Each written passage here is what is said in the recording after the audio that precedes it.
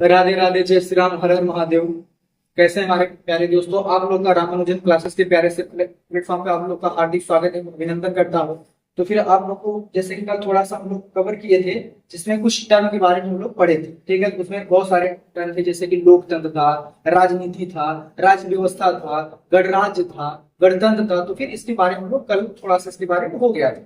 ठीक है, तो चलिए अब आगे इसके बाद हम लोग पढ़ाई करते हैं। तो फिर जैसे कि बता दें आपको कि जो भी संविधान बना था, तो पहले सबसे पहले उसका एक मूल ढांचा तैयार किया गया था।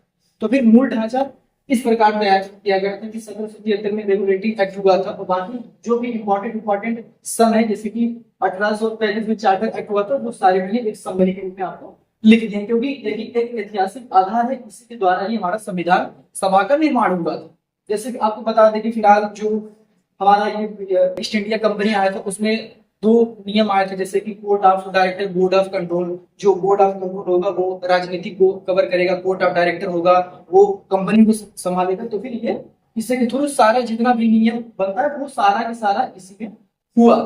ठीक है, तो फिर चलिए अब आगे देखते हैं हम लोग कि जैसे कि सबसे स्टार्टिंग क्या हुआ था कि सबसे पहले पहले कैबिनेट मिशन एक संगठन बनाया गया था, जो कि एक कैबिनेट मिशन के नाम से था।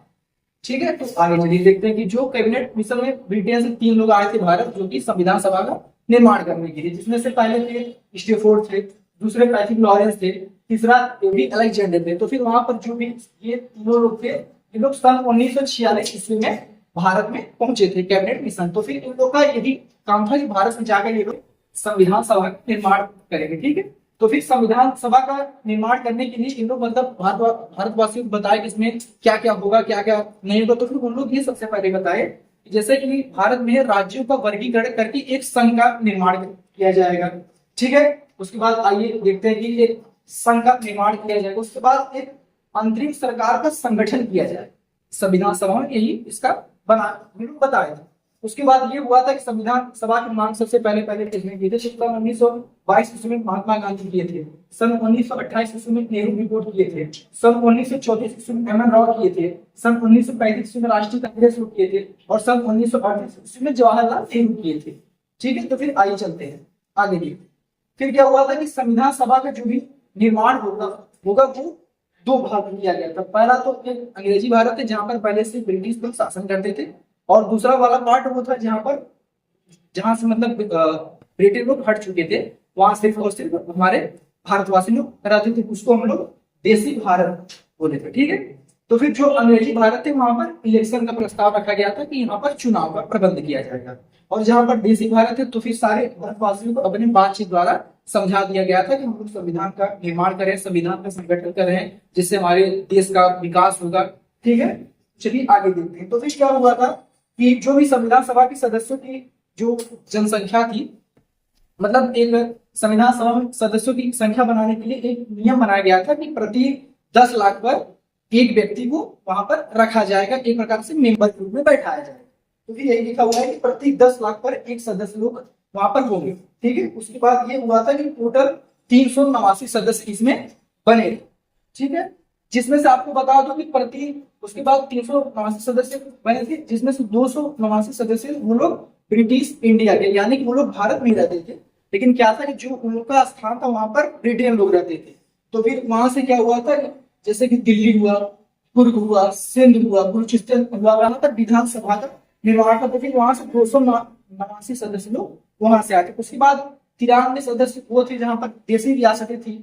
उसके बाद 4 सदस्य वहां से आए थे जहां पर आयुक्त शासित था, यानी एक प्रकार से वो केंद्र शासित था, जो कि सीधा ब्रिटेन के हाथ में था, डायरेक्ट वही उनको कंट्रोल करते हैं।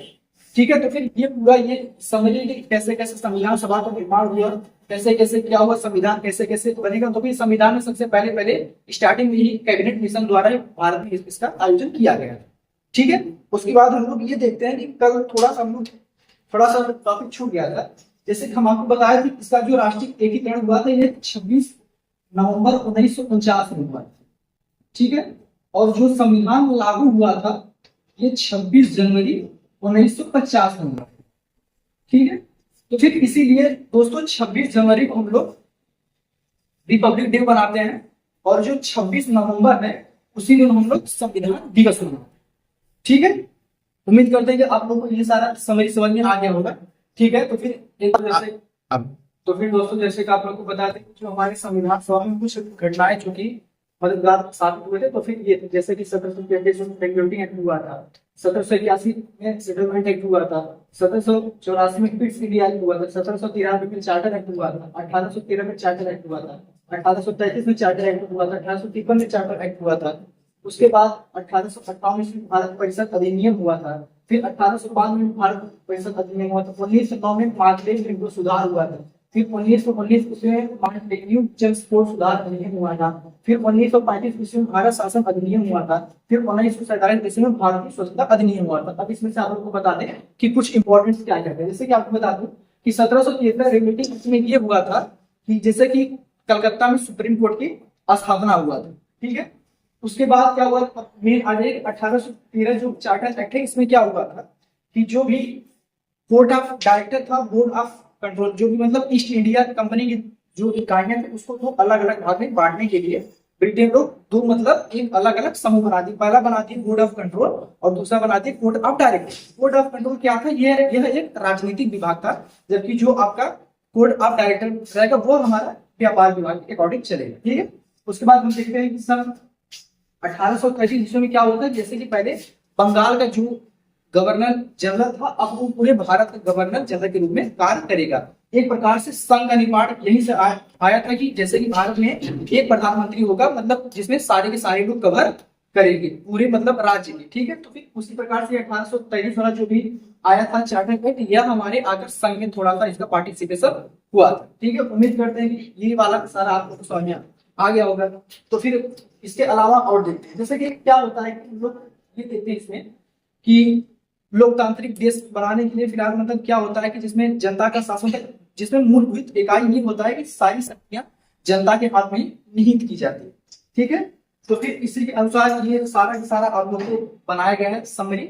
और इसके बाद आपको बता दें कि अभी तो पार्ट में इतना ही रहेगा, और उसके बाद आगे करेंगे। कल से क्लास हम लोग का ये बनेगा कि जैसे कि अनुच्छेद क्या होता है, संविधान क्या होता है, कानून क्या होता है, नियम क्या होता है, विनिमय क्या होता है। तो फिर धीरे धीरे करके सारे हम लोग सारा एक तरफ से कवर करेंगे। तो फिर हम लोग स्टेप बाय स्टेप सारा एक साइड से करेंगे। तो फिर उम्मीद करते हैं कि इतना आप लोग को समझ में आ गया होगा। और मैं आपको बता दूं कि ये ऐसा ही क्लास कंटिन्यू उसकी चलता रहेगा, और उम्मीद करते हैं कि बढ़िया हम लोग शिखर तक पहुंच जाएंगे। तो फिर दोस्तों अभी तो फिलहाल इतना ही रहेगा। उसके बाद कल मतलब फिर से स्टार्ट करेंगे। ठीक है, तो फिर चलिए अब इसके आगे कल प्रयास करेंगे। जय हिंद, जय भारत।